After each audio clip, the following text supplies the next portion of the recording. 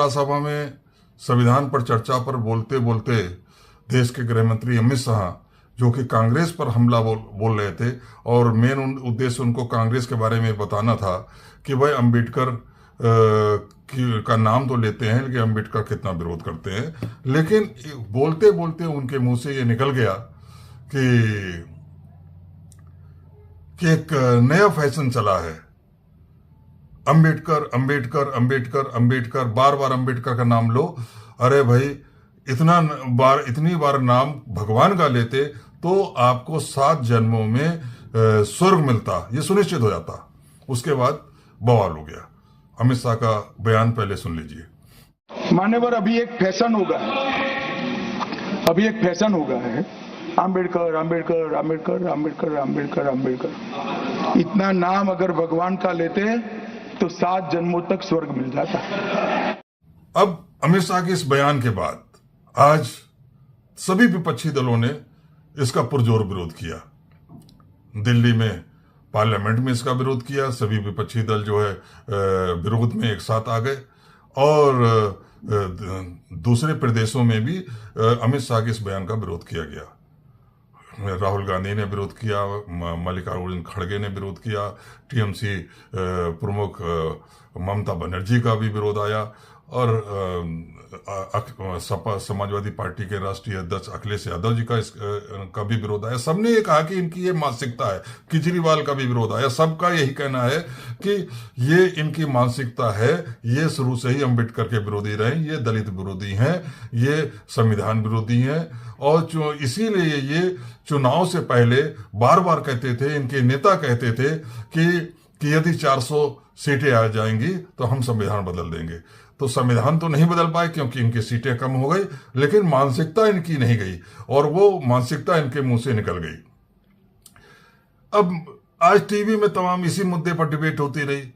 बार बार ये कहा जा रहा कि साहब कांग्रेस ने भी तो उनका विरोध किया, कांग्रेस ने उनको भारत रत्न नहीं मिलने दिया, नेहरू को भारत रत्न उनके जिंदा रहते जीवित रहते मिल गया, और बाबा साहब अम्बेडकर को भारत रत्न बहुत बाद में मिला, लेकिन कांग्रेस ने अपने कार्यकाल में नहीं मिलने दिया। उनको जो है नेहरू की नीतियों की वजह से उनका मंत्रिमंडल छोड़ना पड़ा। तमाम तरह तरह की बातें होती रही, लेकिन यहां पर मुद्दा ये नहीं है। मुझे तो समझ में नहीं आ रहा था कि सारे टीवी चैनल इस बात पर क्यों चर्चा कर रहे थे कि कांग्रेस ने क्या किया। कांग्रेस ने हमेशा बाबा साहब अम्बेडकर का विरोध किया। कांग्रेस ने बाबा साहब अम्बेडकर का विरोध किया या उन मजबूरी में उनको साथ लिए रहे, और जहां जहां उनको डाउन करना था डाउन करते रहे, एक अलग चीज है, ये अलग चर्चा का विषय है। आज तो मुद्दा ये था कि अमित शाह ने ये सब क्यों कहे। अमित शाह ने बाद में कहा कि कांग्रेस ने जो है बाबा साहब अम्बेडकर का कहां विरोध किया, उनके साथ जो है क्या नाइंसाफी करी, वो सारी चीजें कही, लेकिन उनके मुंह से निकला क्यों? असल में जो सीधी सी बात यह है कि अमित शाह जो ये तैयारी के साथ नहीं आए थे, ये शब्द नहीं कहना चाहते थे। वो आए तो ये सोच कर थे कि कांग्रेस ने अंबेडकर का कैसे कैसे विरोध किया, इस चीज को बताएंगे। लेकिन कहते हैं ना कि कभी कभी अनजाने में मुंह से दिल की बात निकल जाती है, और वो दिल की बात उनके मुंह से निकल गई, और उन्होंने कह दिया कि ये तो फैशन बन गया है कि अंबेडकर अंबेडकर अंबेडकर अंबेडकर अंबेडकर कहते रहो। अरे भाई, इतनी बार अगर आप भगवान का नाम लेते तो 7 जन्मों में स्वर्ग मिलता, ये सुनिश्चित हो जाता। अब अगर अमित शाह ये कहते कि अंबेडकर अंबेडकर ये फैशन बन गया, अंबेडकर अंबेडकर आप ये कांग्रेसी कहते रहते हैं या दूसरी विपक्षी दल कहते रहते हैं, लेकिन अंबेडकर की विचारधारा से इनका कोई मतलब नहीं, तो भी एक बात समझ में आती। इतनी बार भगवान का नाम लेते तो स्वर्ग मिल जाता, ये आपकी मानसिकता जो है आपके मुंह से बाहर निकल आई। आपको अमित शाह जी ये नहीं मालूम कि आप भले ही अंबेडकर को भगवान ना मानते हो, लेकिन जिस शोषित वंचित समाज के लिए जिसको कि पशुओं से ही बदतर जिंदगी आपका सनातन धर्म ने दे रखी थी, आपके उस सनातन धर्म जिसकी आप प्रशंसा करते, आपका थकता ही नहीं है दिल आपका, उसी सनातन धर्म ने उनको जो है मानवाधिकार तो छोड़िए, उनसे बेहतर स्थिति में पशुओं को रख रखा था। क्या कालाराम मंदिर का आंदोलन भूल गए?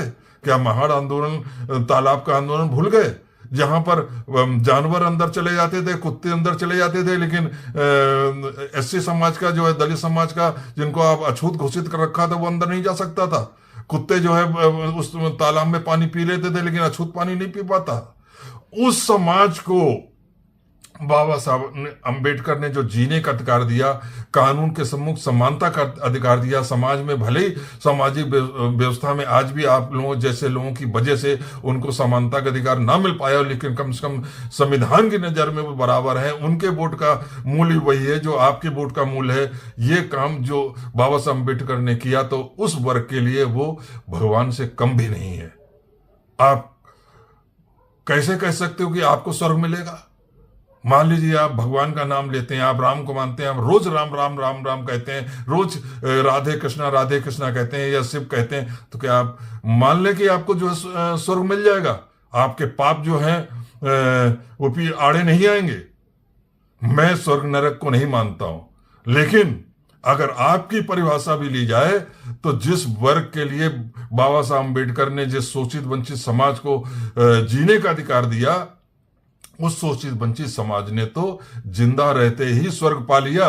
उन्हें और क्या चाहिए? और आप उनके उस आदर्श व्यक्ति को, उस आराध्य व्यक्ति को आप अपमान कह रहे हो कि बार बार जो है उनके नाम से अच्छा तो है भगवान का नाम लो तो स्वर्ग मिल जाएगा। तो ये असल में आपके मन में जो छुपी हुई विचारधारा थी वो आपकी बाहर निकल आई। अब आप कितना भी अपने को कहें कि मैं कभी भी सपने में भी बाबा साहब के खिलाफ नहीं सोच सकता, लेकिन वास्तविकता तो वास्तविकता है, वो बाहर निकल आई। और वास्तविकता हमेशा सच्चाई जो है ऐसे ही अनजाने में ही निकला करती है।